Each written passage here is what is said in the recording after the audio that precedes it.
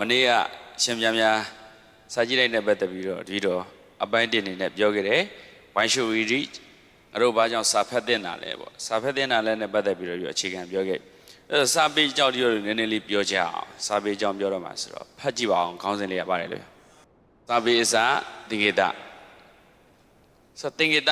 ဝဆနံသစ္စာသင်္ကေတတွေကမမှန်ဘူးလားဗျာသမုဒိနယ်ပယ်မှာတော့မှန်တယ်ဗောဗျာအကုန်လုံးကတကဘာလုံးကသင်္ကေတပဲရှိစသချင်းတော့သင်္ကေတကိုမရှိဘူးဒီလိုလူတွေရဲ့အစတော့စကားမပြောကြဘူးအမှုအရာတွေနဲ့ပဲဒီလိုပြောကြရင်ပေါ့နောက်ကြမှာမြေစီတွေစားမြေလွာတွေစားနွယ်ကြိုတွေစားမြေလွာတွေစားတဲ့ခေတ်လောက်ရောက်မှဟောရတန်မြေလွာတွေပဲရောက်သွားပြီလေမြေစီတွေကွဲထားတဲ့ပတ်သက်ပြီးတော့ဒါပထမဆုံးပြောခဲ့တဲ့စကားတွေပေါ့ဆိုရှေ့ပိုင်းမှာတော့စကားတွေမရှိဘူးစကားလုံးတွေမရှိဘူးနောက်တော့အမှုရံတဲ့နေမလို့တော့စကားလုံးတွေပြောလာတယ်တို့တော့စပေးအနေနဲ့မရှိဘူးနောက်ခေတ်ကလာကြားလာတဲ့အခါသင်္ကေတတွေကိုတုံးကြတယ် simple ပေါ့အဲ့သင်္ကေတတွေတဖြည်းချင်းပြုပြင်ပြောင်းလဲနေတဲ့အခရာတွေပေါ်လာတာဒါကြောင့်အခရာတွေဆိုတာအခရာအဆင့်ကိုရောက်ဖို့သင်္ကေတအဆင့်မှာအကြာကြီး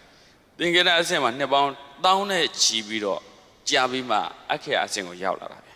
အဲ့တော့ပြောလို့ဒီအခရာတွေကိုဒီလိုလိုက်မယ်ဆိုရင်ဒီသင်္ကေတတွေကိုလိုက်ကြည့်ရဒါကြောင့်ဒီကနေ့ခေတ် password တွေရေးတဲ့အခါမှာအရေးကြီးတဲ့ဟာတွေပါရေးတဲ့အခါမှာသင်္ကေတတွေနဲ့အခုချိန်ထိသုံးနေကြတော့မယ်ဒီပညာရှင်တွေကလေအဲ့သင်္ကေတတွေတို့ဖတ်ပြီးတော့ဒါတော့ဘာဆိုလိုတာလဲဆိုတာဒီလိုကြည့်ရတာအဲ့ဒါစာပေစသင်္ကေတဒီမှာအောက်ကစာကြောင်းလေးဖတ်ကြည့်ပါဦးလွန်ခဲ့တဲ့နှစ်ပေါင်း1300ထက်ကဂူနေလူသားများနေထိုင်ခဲ့တဲ့ဗျလေလင်းကူ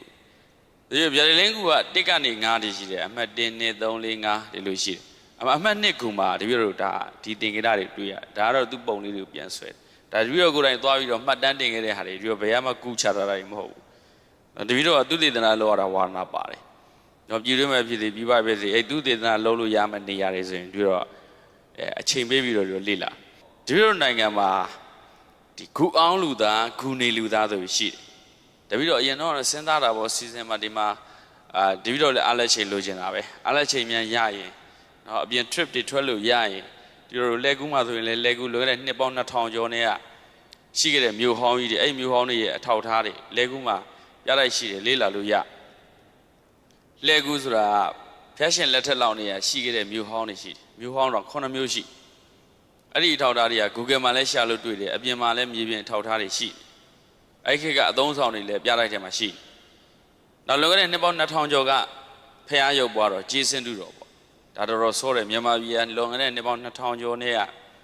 ရုပ်ပွားစင်းတူတော်တွေကိုကိုးကွယ်နေတယ်ဆိုတဲ့အထောက်ထားလက်ကူးမှာရှိတယ်ကျောင်းတစ်ကျောင်းမှာတင်ထားတာပါနော်တန်ကြီးကြီးလို့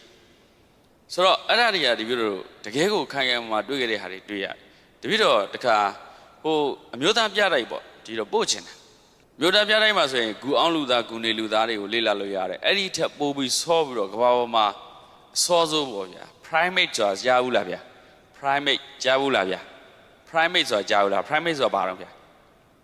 ကြောက်ဖြစ်ရုပ်ကျွင်းလို့ပြောတာနော် primate ဆိုတဲ့စကားကိုပါဠိစကားနဲ့ကတ်ပြောအောင်ဗျာပထမဆိုတာပထမဆိုတာအဥအစပဲပထမဆိုတာအဥအစပဲเนาะအဲ့ဒီပထမအဥအစနေ previous ဆိုတဲ့ Latin စကားဘာသာစကားရှိတယ် previous ဆိုတာဒါလည်းအဥအစပဲအဲ့ဒီကနေပြီးတော့ primate ဆိုပြီးတော့အင်္ဂလိပ်စကားပြောင်းလာတာ previous ဆိုတဲ့ Latin ဘာသာစကားကနေဆင်းသက်လာအဲ့တော့ပါဠိစကားနဲ့သွားတူတယ်ပထမဆိုတဲ့ဟာမျိုးနဲ့အဲ့တော့လွန်ခဲ့တဲ့နှစ်သန်း20ကျော်30အတွင်းမှာကမ္ဘာပေါ်မှာအစားအဆုံး primate တွေကြောက်ဖြစ်ရုပ်ခြင်းတွေတွေ့ရတယ်လူကြောက်ဖြစ်ရုပ်ခြင်းတွေတွေ့ရတယ်ဘယ်မှာတွေ့ရဆိုတောင်အာဖရိကအဲ့တော့တောင်အာဖရိကနိုင်ငံတွေကပြောတယ်ကမ္ဘာပေါ်မှာလူ